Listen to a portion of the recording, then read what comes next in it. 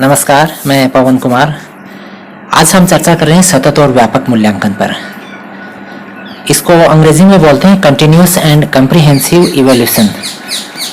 इसका जो शॉर्ट नाम चलता है ये ज़्यादा प्रसिद्ध है, CCE। अगर आप अध्यापक हैं तो इस नाम से परिचित हैं, और आप STC या PTT की तैयारी करते हैं तो आप भी इस के अंदर से बहुत सारे प्रश्न आपकी परीक्षाओं में ज़रूर पाओगे। तो आप सभी देखें इसको। जो B.Ed कर रहे हैं, M.Ed कर रहे हैं, STC कर रहे हैं, सभी के पाठ्यक्रम में ये जो टॉपिक है सम्मिलित होता है। तो आप इस वीडियो को पूरा देखें, उसके बाद में मूल्यांकन करें कि क्या हम CC की जो बेसिक बातें समझ पाए हैं या नहीं समझ पाए हैं। अगर फिर भी क्यूरी है आपकी तो कमेंट बॉक्स में ज़रूर डालें, और वीडियो को सभी तक शेयर करें ताकि वो भी इस बारीकी को समझ पाएँ।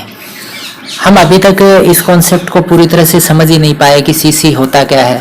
बहुत सारे विद्यालयों में लिखा रहता है कि CC आधारित ये विद्यालय है, बुक्स पे लिखा रहता है कि CC आधारित ये बुक है। तो ये सारा कॉन्सेप्ट कहाँ से आया, इसमें है क्या चीज़ें, इससे पहले हम देख लेते हैं कि ये कॉन्सेप्ट आया कहाँ से है। 2005 में क्या हुआ था, राष्ट्रीय पाठ्यचर्या की रूपरेखा तैयार हुई थी। शॉर्ट में इसे बोलते हैं NCF, national curriculum of framework. ये जो नाम है, ये नाम बुक्स में जो स्टार्टिंग में इंट्रोडक्शन में आप देखते हैं NCF, तो ये नाम 2005 में राष्ट्रीय लेवल पे NCERT ने एक फ्रेमवर्क तैयार किया। उस फ्रेमवर्क के अंदर जो पाठ्यक्रम डाला गया वो आपके NCF 2005 के नाम से आया। इसके बाद में ये आया कि ये जो बातें हैं, इन बातों को लागू करने के लिए हमको कुछ अलग तरह की टेक्निक पे काम करना होगा, और वो चीज आई आपकी RT के रूप में। ध्यान देना, RT 2009 में आया। ये अप्रैल 2010 से लागू हो जाता है। संसद के द्वारा पास कानून है, इसको हिंदी में बोलते हैं शिक्षा का अधिकार अधिनियम। यानी क्यों आया ये, NCF 2005 में तैयार होने के बाद में 2009 में संसद ने कानून पास किया और वो अप्रैल 2010 से लागू हुआ। उसमें ये रखा कि जो NCF 2005 में बनाया था वो बच्चे तक पहुंचाना है, और उसके लिए उसका किस तरह से मूल्यांकन करना है, इसका परिवेश कैसा होना चाहिए, सारी बातें जो हैं वो 2005 में आई। फिर कानून बना के 2009 में RT लागू कर दिया। अब आगे देखते हैं हम, RT की मूल भावना को लागू करने के लिए CC जरूरी है। देखो, RT की जो मूल भावना थी उसको लागू करने के लिए इन्होंने कहा कि CC बहुत जरूरी कॉन्सेप्ट था। यानी नाम से देखना, इसके अंदर आपको मैं वापस बता दूं, सतत और व्यापक मूल्यांकन। तो ये जो था, लगातार मूल्यांकन करना है, हर स्टेज पे मूल्यांकन करना है बच्चे का, चाहे वो स्कूल के अंदर है, खेल मैदान में, हर जगह मूल्यांकन। वो तो वही तो CC है। ये RT जो कॉन्सेप्ट था, इसके अंदर ये आया कि बच्चे को फ्रीली इन्वायरमेंट में किस तरह से एजुकेशन देनी है, और उसके लिए बच्चे का मूल्यांकन पैटर्न जो है वो किस प्रारूप में होगा। तब हमको लगा कि कुछ स्पेशल ढांचा तैयार कर दें। वो ढांचा लेके टीचर बच्चे के बीच में जाएगा तो मूल्यांकन जो है आसान होगा, हर एंगल पे मूल्यांकन हो जाएगा। वो आपके कॉन्सेप्ट आ गया CC, सतत और व्यापक मूल्यांकन। इसके बाद में जो बात आती है कि RT ने क्या कहा था, 1 से 8 तक की सार्वजनिक परीक्षाएं पे तो निषेध है। हो सकता है 5वीं और 8वीं की बहुत सारे स्टेट्स में बोर्ड की परीक्षाएं लगती हैं, लेकिन उनके अंदर भी जो मूल्यांकन का पैटर्न है वो CC आधारित होता है। उसका कक्षा कक्षी गतिविधियों का भी मूल्यांकन है, भार का भी मूल्यांकन है। तो परीक्षाएं निषेध हैं, उसके बाद में बच्चे का मूल्यांकन करना है। तो RT के अंदर ये बात आई कि इस तरह से मूल्यांकन हो कि उसका होलिस्टिक जो है आउटकम प्राप्त हो जाए। इसके बाद में CC के अंदर जो बातें आती हैं सारी, उनको देखें हम। एक तो पहली बात आती है बच्चे के सीखने में सुधार लाना। यानी सभी बच्चे जो हैं प्रत्येक फील्ड में सुपर नहीं होते हैं। कुछ बच्चे खेल में अग्रणी होते हैं, कुछ बुक्स को अच्छी तरह से समझ पाते हैं, कुछ गेम्स में होते हैं। तो बच्चा किस तरह से सीखता है, उस सीखने के कॉन्सेप्ट को बेहतर बनाने के लिए टुकड़ों में मूल्यांकन करना है, हर क्षेत्र में उसका मूल्यांकन करना है। ये सारी जो चीजें हैं वो सीसी के अंदर आई। उसके बाद में जो दूसरी बात इसके अंदर आती है, एक तो आता है सतत आकलन करना। इसको हम दूसरा नाम देते हैं संरचनात्मक आकलन। अंग्रेजी में ज्यादा चलता है इसका फॉर्मेटिव असेसमेंट। अगर आप टीचर हैं तो ये नाम आपने बहुत बार सुना है, FA फॉर्मेटिव असेसमेंट। तो ये है सतत आकलन। इसका आगे हम और विस्तार पूर्वक इसको समझेंगे। तो इसमें आकलन जो है वो मतलब सतत रूप से चल रहा है। उसका आकलन FA के नाम से जानते हैं। आप डायरिया मिलती हैं उनके अंदर असेसमेंट डालते हैं। उसके अलावा जो बच्चे का हम प्रगति पत्र तैयार करते हैं उसके अंदर भी असेसमेंट का जो ग्रेडिंग है वो डालते रहते हैं। हर एक फील्ड की ग्रेडिंग है, वो रीडिंग में कैसा है, वो स्पीकिंग में कैसा है, वो दूसरी जो एक्टिविटी है गाने में कैसा है, खेल में कैसा है, उस सब की ग्रेडिंग जो है इसमें डालती रहती है। इसके बाद में आता है सीसी का जो दूसरा पार्ट आता है समग्र आकलन। इसमें क्या आएगा, इसको अंग्रेजी में बोलते हैं हम समेकित आकलन। अंग्रेजी समग्र आकलन को दूसरा नाम देते हैं हम समेकित आकलन। अंग्रेजी में बोलते हैं इसे समेटिव असेसमेंट। शॉर्ट नाम इसका चलता है SA1, SA2 ऐसे नाम चलते हैं। आप देखना आपके जो बच्चे हैं उनके प्रगति पत्र में देखना ये FA SA ऐसे नाम चलते हैं। तो ये समेटिव असेसमेंट है। इसका भी हम आगे विस्तार पूर्वक समझेंगे इसको। तो ये दो तरह के आकलन जो है सीसी में होते हैं। अब ये आकलन क्या चीज है, हम मूल्यांकन को बहुत दिनों तक समझते आए हैं, लेकिन आकलन एक नया कॉन्सेप्ट आया है। इसमें क्या होता है, यह क्या है, यह अंतिम निर्णय नहीं है। यह फिर क्या है, यह है प्रक्रिया है जिसके द्वारा विभिन्न आंकड़ों के मध्य तुलना की जाती है।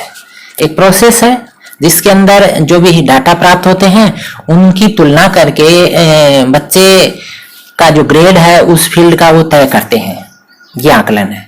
मूल्यांकन में हम क्या करते थे, पहले एक बच्चे का टेस्ट लिया, उसके बाद में 10 में से कितने नंबर आ गए, वो पैटर्न जो है उसको आकलन में चेंज कर दिया। तो देखो हम समेटिव असेसमेंट फॉर्मेटिव दोनों के अंदर हम असेसमेंट शब्द काम में लेते हैं, आकलन काम में लेते हैं। इसके बाद में जो आगे बात आती है वो है आपके आकलन क्या है, प्रक्रिया आधारित है।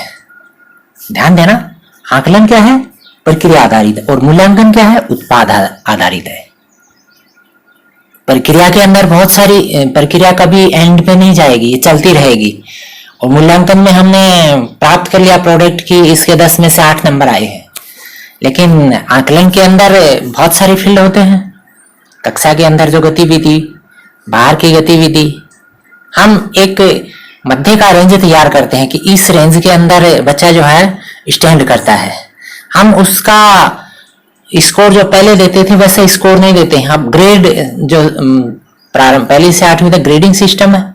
ग्रेडिंग में यही तो है कि हम बच्चे का अगर पहले की तरह मूल्यांकन करके हम ये करें कि इसके 100 में से 91 नंबर आए, 91% आए हैं, तो वो जो कॉन्सेप्ट है उसको हम ले आए ग्रेड पे कि इतने से इतने तक अगर ये चीज है तो वो इस ग्रेड में स्टैंड करता है। तो ये जो है ये सीसी के साथ ही आई थी ये चीज जो ग्रेड अभी लग रही है। इसके बाद में हम इस चार्ट के द्वारा इसको समझे, बहुत आसान समझ में आ जाएगा। समझ में आता ही नहीं है सीसी। बहुत सारे अध्यापक जो है उन्होंने सीसी की बहुत बारीकी से ट्रेनिंग ली है। अलग अलग सरकारों ने अलग अलग समय पे लगाए हैं सीसी को, कॉन्सेप्ट को पायलट प्रोजेक्ट के रूप में लगाए। उसके बाद में संपूर्ण क्षेत्रों में इसको लगा दिया, सभी प्राइवेट में भी लागू है। पहली से 8वीं तक की पूरी एजुकेशन जो है इसी पैटर्न पे चल रही है। कुछ एक स्टेट में हो सकता है कि 6ठी से 8वीं में सीसी नहीं है, लेकिन पहली से 5वीं तो पूरी जो एजुकेशन है वो सीसी पैटर्न पे है, आधारित है। अब इसके अंदर जो नाम आते हैं देखो, कंटिन्यूस एंड कॉम्प्रिहेंसिव इवोल्यूशन में 2 नाम आते हैं। एक तो कंटिन्यूस जिसको हम हिंदी में बोलते हैं सतत, एक नाम तो ये आता है। दूसरा नाम आता है कॉम्प्रिहेंसिव, जिसको अंग्रेजी में बोलते हैं व्यापक, सॉरी हिंदी में व्यापक। इन दोनों नामों के अर्थ क्या है, पहले हम कंटिन्यूस समझ लेते हैं। सतत, इसमें क्या होता है, इसमें होता है एकीकृत और ये नियमित मूल्यांकन है, इंटीग्रेटेड एंड रेगुलर असेसमेंट। समझ गए आप इस नाम से, एकीकृत और नियमित मूल्यांकन होता है। इसमें क्या होगा, इसमें आपके कक्षा कक्ष और बाह्य गतिविधि, चाहे खेल मैदान है या अन्य जो स्थान पे बच्चे का मूल्यांकन कर रहे हैं हम, ये आ जाएगा आपके कंटिन्यूअस यानी इंटीग्रेटेड और रेगुलर असेसमेंट। उसके बाद में आता है व्यापक यानी कॉम्प्रिहेंसिव। इसमें क्या आएगा, छात्र का विविध क्षेत्रों में विभिन्न टूल्स और टेक्निक्स के द्वारा मूल्यांकन करना। अब इसमें क्या आएगा आपके, जैसे ये आपके अंडरस्टैंडिंग आती है, इसमें एप्लीकेशन है, इसमें नॉलेज है, इसमें क्रिएटिविटी है, इसमें एनालिसिस है, इसमें इवोल्यूशन है। ये जो नाम है इनके हिंदी बहुत आसान है, तो आप समझ जाते हैं इसको। यानी इन सभी क्षेत्रों में टूल्स और टेक्निक लगा के, टूल्स और टेक्निक की भी हम आगे बात करेंगे, टूल्स और टेक्निक लगा के उसको समझना है बच्चे को कि ये जो चीजें हैं इन पे बच्चा जो है कितना प्रोग्रेस कर पाया है, कितना समझता है, वो कितनी नॉलेज गेन की है, क्रिएटिविटी कितनी आई है, वो मूल्यांकन कैसे कर पा रहा अपना, ये सारी जो चीजें हैं ये व्यापकता में आ जाएंगी। हम मूल्यांकन की बात कर लेते हैं। दोनों शब्द हो गए, ध्यान देना, एक तो आपके कंटिन्यूस हो गया, कॉम्प्रिहेंसिव हो गया।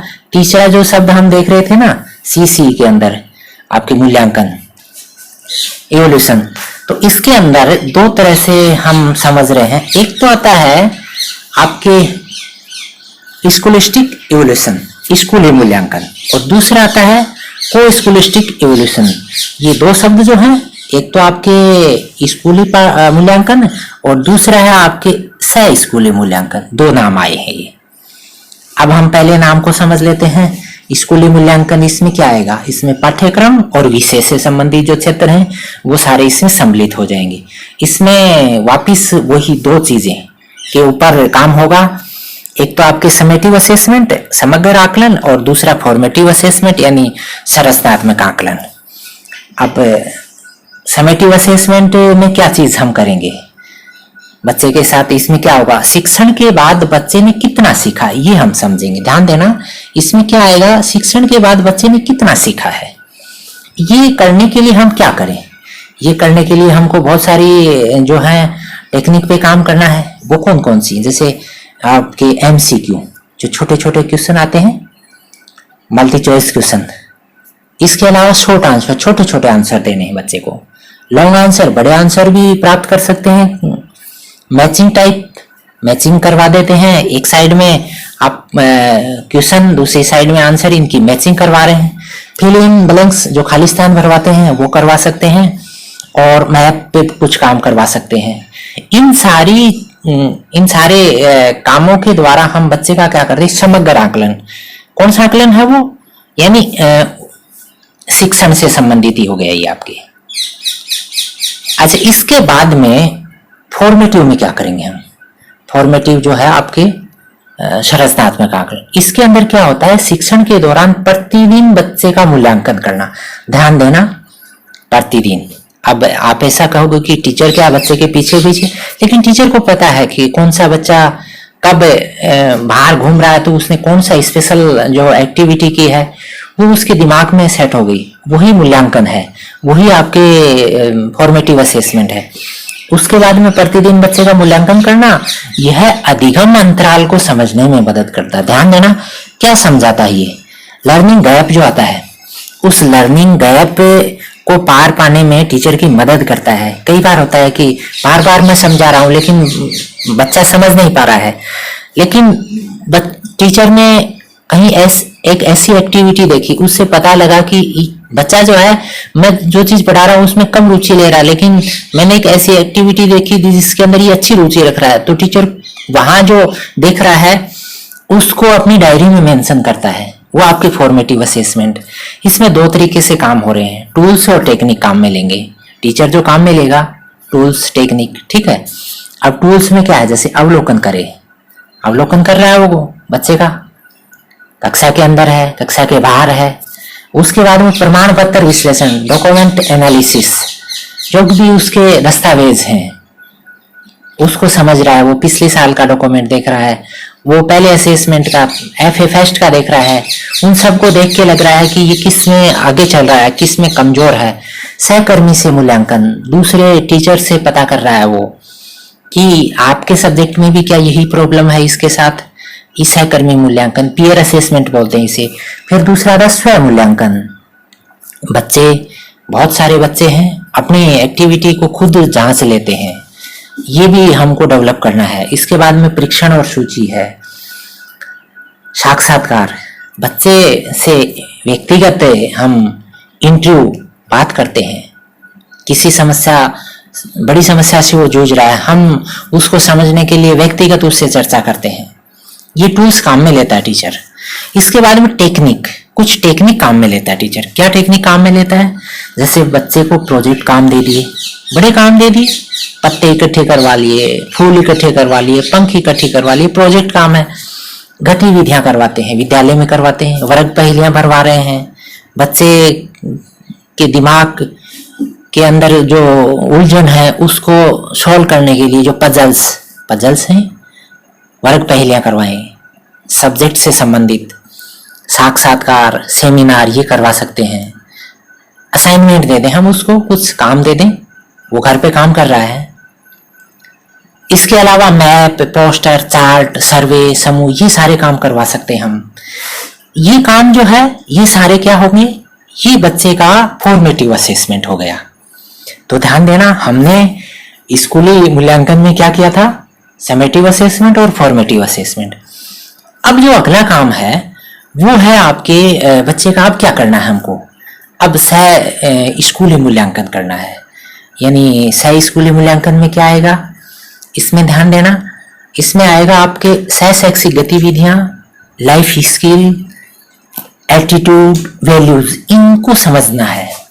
इनको समझने के लिए हमको क्या करना है, ये थोड़ा सा जटिल काम है, लेकिन टीचर जो है इनको समझेगा। चिंतन कौशल समझना है, सामाजिक कौशल समझना है, भावनात्मक कौशल समझ, ये जो चीजें हैं ये टीचर जो है बच्चे के अंदर ढूंढेगा। और ये सारे जो बिंदु हैं, ये सारे बिंदु सीसी है। हम समझते थे कि सीसी जो है पता नहीं कितना भारी भरकम बोझ पढ़ने वाले जो बीएड या एसटीसी के प्रशिक्षणार्थी हैं उनके ऊपर है, बीएड एमएड के स्टूडेंट पे है, टीचर्स के ऊपर है। लेकिन यहाँ पर हमको क्या करना होगा, बच्चे की हर एक एक्टिविटी को हम डायरी में मेंशन करते हैं। जब भी हमारे को समय मिलता है उसका मेंशन करते हैं। हम यहाँ पर बच्चे को नेगेटिव टिप्पणी देने से बचते हैं। हम बच्चे को नेगेटिव टिप्पणी डालते हैं तो उस नेगेटिव टिप्पणी से उसका जो काम है वो आगे बढ़ने की बजाय पीछे चलता है।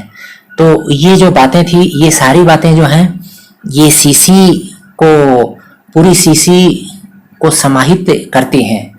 अगर इसके अंदर बहुत सारी बातें आपको लगता है कि छूट गई हैं तो आप मुझे कमेंट बॉक्स में डालें। हो सकता है आगामी वीडियो के अंदर उनको हम एक्सप्लेन करने का प्रयास करें। आप प्रारंभ से अंत तक हमारे वीडियो से जुड़े रहे। धन्यवाद।